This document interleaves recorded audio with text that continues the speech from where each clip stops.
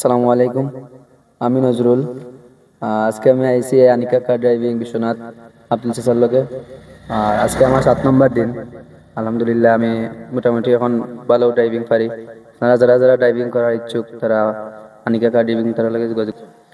এর মাঝে আমার ভাই বড়জনে এর আগে চাচার লগে শিখছেন ড্রাইভিং শিখছেন, এবং আমার মামাও শিখছেন। আলহামদুলিল্লাহ এখন আমিও শিখবো ইনশাল্লাহ। আমি গাড়ি চালাইলাম, চললাম, আমার লাগে দোয়া করবা। এক মাস বাদ দিতে আজকে 7 নম্বর দিনের ড্রাইভটা সব দিক ফলো করিয়া দিবে দেখে দেখে দিবে। তো এই ড্রাইভিং শিখে আল্লাহর ঘুমাইলে বাইরে যাই যায় নাকি দেওয়া আল্লাহর দুই ঘুমায়। তো কিছুটা একটু দাঁড়ানো লেগে গেলায়। আসলে আমার বাতি যে তার বড় ভাইও শিখছেন ড্রাইভিং আমারই কেন, আর তার মামাও শিখছেন, আরো 8-9 জন ফ্যামিলি হয় তারা অনেকেও শিখছে।